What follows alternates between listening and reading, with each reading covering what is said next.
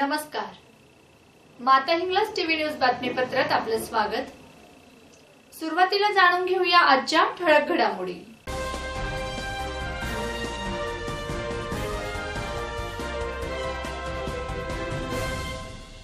रेशनची फेरफार करणाऱ्यांची दुकाने पिंपळनेर शहरात सील बंद. खड्डेयुक्त रस्त्यांसंदर्भात धुळ्यात मनसेचे रास्ता रोको आंदोलन. ग्रामपंचायत निवडणुकीचा उमेदवारी अर्ज भरण्याची प्रक्रिया सुरू. महानिरीक्षक दिगावकर यांची साक्री पोलीस स्टेशनला भेट. एसटी प्रवाशांना पडला कोरोनाचा विसर.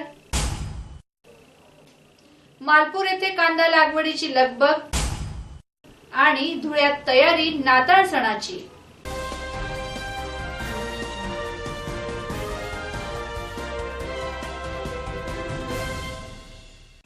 पाहूया बातमीपत्र विस्ताराने.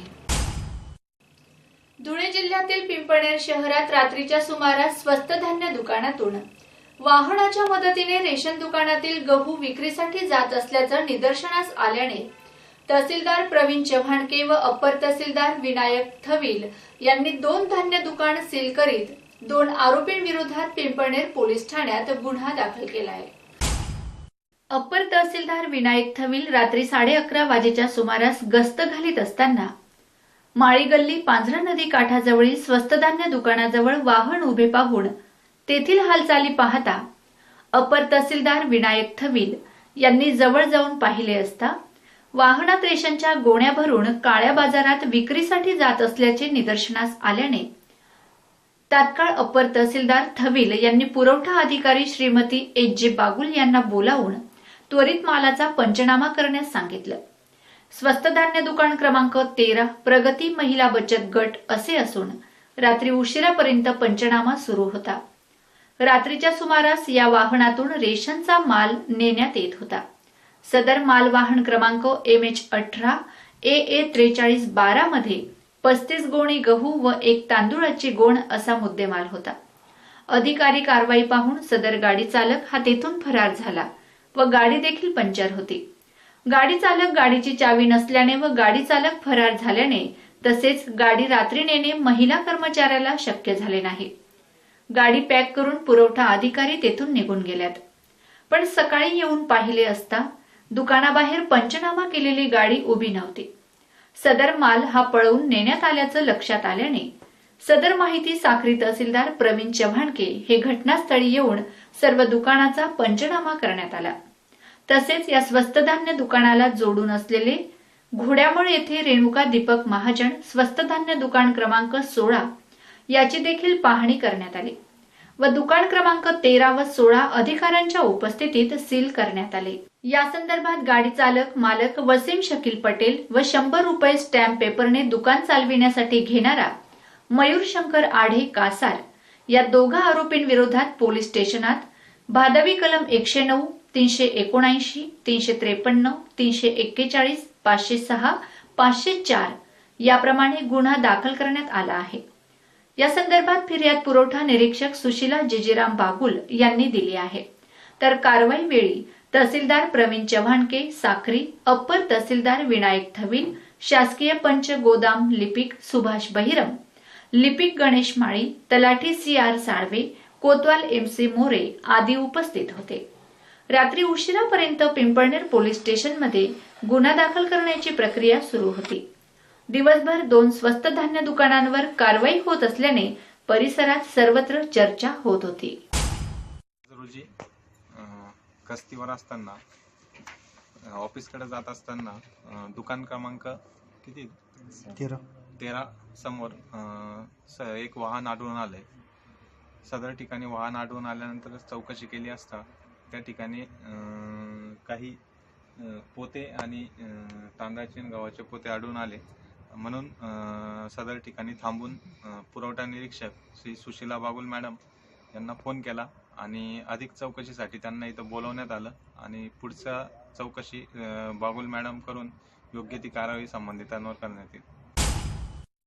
धुळे शहरातील खड्डेयुक्त रस्त्यांची त्वरित दुरुस्ती करावी या मागणीसाठी आज रस्ते साधन सुविधा वार्ता प्रणीत शाखेच्या माध्यमातून मनसेचे रास्ता रोको आंदोलन करून मनपा प्रशासनाचं लक्ष वेधलं. गेल्या 15 दिवसात सदर रस्त्यांची दुरुस्ती न झाल्यास तर आयुक्तांच्या दालनात आंदोलन केले जाईल असाही इशारा यावेळी देण्यात आलाय. विविध योजनांच्या माध्यमातून कोट्यावधी रुपये खर्च करून धुळे शहरातील विविध रस्ते बांधले जात आहेत. मात्र धुळे शहरातील Jain high school, Jain junior, Jain senior college पर्यंतचे रस्ते खड्ड्यांनी जर्जर झाले आहेत. दुचाकीधारक महिला आणि विद्यार्थी या रस्त्यांवरून ये-जा करत असताना खड्ड्यात पडतात आणि जखमी होतात. महानगरपालिकेचे आयुक्त, महापौर, उपमहापौर, स्थायी समितीचे सभापती, विविध समित्यांचे सभापती या खड्डायुक्त रस्त्यावरून ये-जा करतात. परंतु या धोकादायक रस्त्यांची डागडुजी करण्याची व्यवस्था होऊ शकत नाही. याचे सर्वसामान्य जनतेला आश्चर्य वाटते. या दिवसेंदिवस उद्भवत असलेल्या समस्यांना लक्षात घेत आज महाराष्ट्र नवनिर्माण सेनेतर्फे या परिसरात रास्ता रोको आंदोलन करून प्रशासनाचं लक्ष वेधण्यात आलं व येत्या 15 दिवसात रस्त्यांची दुरुस्ती केली नाही तर मनपा आयुक्त यांच्या दालनात आंदोलन छेडण्याचा इशाराही देण्यात आलाय. सन्माननीय राजसाहेब ठाकरे यांच्या रस्ते साधन सुविधा व आस्थापना प्रणित या शाखेच्या माध्यमातून आज जय हिंद हायस्कूल व ज्युनियर कॉलेज ते जय हिंद सिनियर कॉलेज हा जो रस्ता आहे, येथे हजारो विद्यार्थी, विद्यार्थिनी आणि महिला रोज या रस्त्याने ये-जा करत असतात आणि या रस्त्यावर खड्ड्यांचं प्रमाण इतकं वाढलं की पायी चालणाऱ्या व्यक्तीच्या अंगावर खड्ड्यातनं तारेची कसरत करत जाणाऱ्या वाहनं अंगावर येत असतात आणि अनेक वाहनांचा इथे अपघाताचं प्रमाण वाढलेलं आहे. असं असताना नुसतं या जैन कॉलनीतीलच रस्ते नव्हे तर संपूर्ण देवपूर परिसरातील कॉलनीचे रस्ते खड्ड्यांनी अतिशय जनता त्रस्त झालेली आहे आणि या रस्त्यांची दुरुस्ती तात्काळ न झाल्यास आज आम्ही या चौकात जैन हायस्कूलच्या चौकामध्ये नाकाबंदी करत आहोत, रस्ता रोको आंदोलन करत आहोत. परंतु महानगरपालिका प्रशासनाने येत्या 15 दिवसामध्ये या रस्त्याचं काम सुरू न केल्यास आयुक्तांच्या दालनामध्ये ठिय्या आंदोलन करण्यात येईल. जोपर्यंत धुळेकर जनतेस खड्डेमुक्त रस्ते मिळत नाही तोपर्यंत महाराष्ट्र नवनिर्माण सेनेचं आंदोलन हे अशाच पद्धतीने सुरू राहील. शहरातील अनेक कॉलनींमध्ये नागरिक इतके त्रस्त झालेले आहेत, परंतु या सुस्त मनपा प्रशासनास नागरिकांच्या या समस्येकडे लक्ष देण्यास बिलकुल वेळ नाहीये. मनपा प्रशासनाने आपलं काम चोख बजवावं, अन्यथा महानगरपालिकेमध्ये टाळ ठोकल्याशिवाय महाराष्ट्र नवनिर्माण सेना राहणार नाही असा इशारा आज आम्ही आयुक्त. धुळे जिल्ह्यातील 218 ग्रामपंचायतींच्या निवडणुकीचा कार्यक्रम घोषित झाला आहे व 15 जानेवारीला मतदान होत आहे. यासाठी दिनांक 23 डिसेंबर पासून उमेदवारी अर्ज भरण्याची प्रक्रिया सुरू झाली आहे व दिनांक 30 डिसेंबर ही उमेदवारी अर्ज दाखल करण्याची अंतिम मुदत असून 31 डिसेंबर रोजी अर्जाची छाननी होणार आहे. डिसेंबरच्या प्रारंभीच राज्य निवडणूक आयोगाने ग्रामपंचायतीच्या निवडणुकींचा कार्यक्रम केला आहे. जुलै ते डिसेंबर 2020 या कालावधीत मुदत संपलेल्या जिल्ह्यातील 218 ग्रामपंचायतींची निवडणूक होत आहे.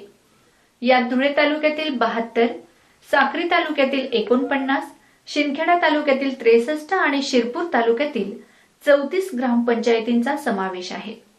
या ग्रामपंचायतींच्या एकूण 745 प्रभागातून 1983 सदस्य निवडले जाणार आहेत. दिनांक 23 डिसेंबर पासून उमेदवारी अर्ज भरण्याची प्रक्रिया सुरू झाली आहे. 30 डिसेंबर रोजी उमेदवारांना अर्ज दाखल करता येईल. शासकीय सुट्टीच्या दिवशी नामनिर्देशन पत्रे स्वीकारले जाणार नाहीत. उमेदवारी अर्जाची छाननी 31 डिसेंबर रोजी होणार आहे. उमेदवारी अर्ज मागे घेण्याची मुदत दिनांक 4 जानेवारी पर्यंत आहे. याच दिवशी निवडणूक चिन्हांचे वाटप होईल. मतदान 15 जानेवारी रोजी सकाळी 7:30 ते सायंकाळी 5:30 या वेळेत होईल. मतमोजणी दिनांक 18 जानेवारी रोजी होईल. नाशिक परिक्षेत्राचे विशेष पोलीस महानिरीक्षक प्रतापराव दिघावकर हे गेल्या 3 दिवसापासून धुळे जिल्ह्यातील पोलीस दलाच्या वार्षिक तपासणीसाठी दाखल झाले होते. त्यांनी काल साक्री पोलीस स्टेशनलाही भेट देत येथील आढावा जाणून घेतला. यावेळी धुळे जिल्हा पोलीस अधिकारी चिन्मय पंडित, साक्री पोलीस स्टेशनचे पीआय दिनेश आहेर, पोलीस उपनिरीक्षक बनसोडे आदी पोलीस कर्मचारी उपस्थित होते. यावेळी महानिरीक्षक यांनी घेतलेल्या पोलीस पथसंचालनावेळी पोलीस कर्मचाऱ्यांना सूचना देत त्या दुरुस्ती करण्याचे सांगितले. त्यानंतर पोलीस सभागृहात आढावा घेत दाखल गुन्ह्यासंदर्भात माहिती जाणून घेत त्यांचा त्वरित उलगडा करण्याचं सांगितलं। यावेळी महानिरीक्षक दिघावकर यांच्या भेटीच्या पार्श्वभूमीवर साक्री पोलीस ठाण्याचे PI दिनेश आहेर यांनी अतिशय उत्कृष्ट तयारी केली होती। कोरोनाच्या पार्श्वभूमीवर गेल्या 8 महिन्यापासून बंद असलेल्या एसटी बसेस सध्या पूर्वपदावर टप्प्याटप्प्याने सुरू होत आहेत। मात्र बसमध्ये प्रवाशांची संख्या वाढल्याने कोरोनाला पुन्हा आमंत्रण दिलं जात असल्याचं चित्र पाहावयास मिळत आहे। कोरोनाच्या पार्श्वभूमीवर गेल्या 8 महिन्यांपासून बंद असलेल्या एसटी बसेस आता टप्प्याटप्प्याने सुरू होत आहेत। मात्र बसमध्ये दिवसेंदिवस गर्दी वाढत असल्यामुळे प्रवाशांना कोरोनाच्या उपाययोजना व नियमांचा विसर पडल्याचं चित्र पाहावयास मिळत आहे। तसेच बसमध्ये पूर्ण क्षमतेने प्रवासी वाहतूक केली जात आहे। यामुळे कोरोनाचा प्रादुर्भाव पसरण्याची शक्यता नाकारता येत नाही। गेल्या 8 महिन्यांपासून एसटी बसेस बंद होत्या। सुरुवातीला एका बाकावर एक अर्थात निम्म्या संख्येने व नंतर पूर्ण क्षमतेने प्रवासी वाहतुकीला परवानगी मिळाल्याने प्रवासी संख्येत वाढ झाली आहे। शिवाय पुरेशा बसेस नसल्याने प्रवासी गर्दी करून बसमध्ये चढताना दिसत आहेत। हिवाळा सुरू होताच रब्बी हंगामाची धामधूम सुरू झाली आहे। त्या पार्श्वभूमीवर कांदा लागवडीची लगबग शेतकऱ्यांमध्ये पाहावयास मिळत आहे। मात्र वेळोवेळी विद्युत पुरवठा खंडित होत असल्याने शेतकऱ्यांना कांदा लागवडीस विलंब होत आहे। शिंदखेडा तालुक्यातील मालपूरसह परिसरातील गावांमध्ये यंदाही कांदा लागवडीची लगबग सुरू झाली आहे। त्या पार्श्वभूमीवर शेतकऱ्यांतर्फे मजूर लावून कांदा लागवड केली जात आहे। मात्र सध्या विद्युत पुरवठा दिवसा नसून रात्रीचा अधिक असल्याने शेतकऱ्यांना कांदा लागवडीस विलंब लागत आहे। विद्युत पुरवठा हा दिवसा नसल्यामुळे शेतकऱ्यांनी लागवड केलेल्या कांदा रोपाचे मोठ्या प्रमाणात नुकसान होत आहे। त्यामुळे विद्युत महामंडळाच्या संबंधित प्रशासनाने तथा स्थानिक लोकप्रतिनिधींनी दखल घेत सदरचा विद्युत पुरवठा दिवसा जास्तीचा ठेवण्यास मदत करावी, जेणेकरून कांदा लागवडीस विलंब होणार नाही, अशी मागणी मालपूर येथील शेतकरी करत आहेत। नाताळ आता केवळ काही तासांवर आला आहे। त्या पार्श्वभूमीवर धुळे शहरातील व देवपूर येथील चर्च येथे आकर्षक विद्युत रोषणाईसह कार्यक्रमाची जय्यत तयारी करण्यात आली आहे। ख्रिसमस सणाच्या पार्श्वभूमीवर धुळे शहरातील इतिहासाचार्य विका राजवाडे संशोधन मंडळाच्या समोर असलेल्या सेंट अँन्स चर्चमध्ये नाताळ निमित्त विविध कार्यक्रमांचे आयोजन करण्यात आले आहे। या कार्यक्रमांची जय्यत तयारीही झाली आहे। चर्चवर करण्यात आलेली आकर्षक विद्युत रोषणाई धुळेकरांचं लक्ष वेधून घेत आहे। तसेच नाताळ सणानिमित्त देवपूर येथील चर्चला आकर्षक विद्युत रोषणाई करण्यात आली असून सर्वांचं लक्ष वेधून घेत आहे। नाताळ हा सण ख्रिस्ती बांधवांचा पवित्र असा सण असल्याने चर्च येथे विविध कार्यक्रम होणार आहेत।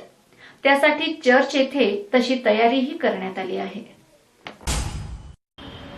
आपल्या धुळे शहरातील राजवाडे म्युझियम समोर संत आना चर्च येथील मी फादर संदीप कोळगे तुम्हाला नाताळाविषयक माहिती देऊ इच्छितो। जगभरामध्ये आज 24 डिसेंबर रोजी ख्रिस्ती बांधव नाताळाचा सण साजरा करतात आणि नाताळाचा सण आपल्याला माहितीच आहे की हा देव मनुष्य बनण्याचा सण होय। देवाचा पुत्र येशू ख्रिस्त याचा जन्म सोहळा आज जगभरामध्ये लोक साजरा करणार आहेत। आपल्या जगभरामध्ये संपूर्णतः करोना व्हायरस संचारबंदी असताना यावर्षी नाताळाचा सण आम्ही आटोक्यामध्ये साजरा करणार आहोत। आज रोजी 24 तारखेला म्हणजे आज 8 वाजता संगीत रंजनी असणार आहे। तदनंतर प्रार्थना सभा म्हणजे धुळ्यातून जे ख्रिस्ती भाविक आहेत ते या चर्चमध्ये एकत्र प्रार्थनेसाठी जमणार आहे। साधारणतः 1 तासाचा हा प्रोग्राम असून करोना निमित्त किंवा करोनासाठी जे सरकारी नियम दिलेले आहेत त्या नियमांचं तंतोतंत पालन करून आम्ही चर्चमध्ये सभा भरवणार आहोत. उद्या पहाटे साधारणतः 9 वाजता पुन्हा देऊळ भरणार आहे. तेथे सुद्धा प्रार्थनेसभेसाठी लोक एकत्र जमणार आहे. तदनंतर 11 वाजता सर्व धर्मीय जे धर्मगुरू आहेत अशा सर्वांच्या सह ख्रिसमस किंवा नाताळ सण साजरा करण्यात येत आहे. सर्व जे इतर बंधू भगिनी आहेत, सर्व धर्मीय भाविक आहेत, अशा सर्वांसाठी चर्च आणि चर्च परिसर हा सकाळी 8 वाजल्यापासून संध्याकाळी 8 पर्यंत हे खुले असणार आहे.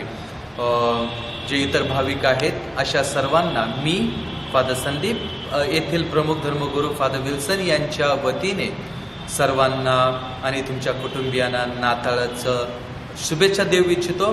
प्रभू येशू ख्रिस्ताचे प्रेम, त्याची दया आणि शांती तुमच्यावर आणि तुमच्या कुटुंबियावर सदैव असू दे. जे भाविक आज आणि उद्या येणार आहेत अशा सर्वांना विनंती आहे की तुम्ही करोना दरम्यानचे जे नियम आहेत ते तंतोतंत पाळा. विशेष करून तुम्ही मास्क वापरून असा, मी या ठिकाणी नाही वापरलेला आहे. नंतर सॅनिटाईज करा गेटवरती आणि तुम्ही डिस्टन्स मेंटेन करायचं आहे. तुम्हा सर्वांना नाताळाचा सण हा सुखाचा, समृद्धीचा आणि भरभराटीचा जावो. धन्यवाद. थँक्यू. शेवटी पुन्हा एक नजर आजच्या ठळक घडामोडींवर. रेशनची फेरफार करणाऱ्यांची दुकाने पिंपळनेर शहरात सील बंद. खड्डेयुक्त रस्त्यांसंदर्भात धुळ्यात मनसेचे रास्ता रोको आंदोलन. ग्रामपंचायत निवडणुकीचा उमेदवारी अर्ज भरण्याची प्रक्रिया सुरू. महानिरीक्षक दिगावकर यांची साक्री पोलीस स्टेशनला भेट. एसटी प्रवाशांना पडला कोरोनाचा विसर. मालपूर येथे कांदा लागवडीची लगबग आणि धुळ्यात तयारी नाताळ सणाची.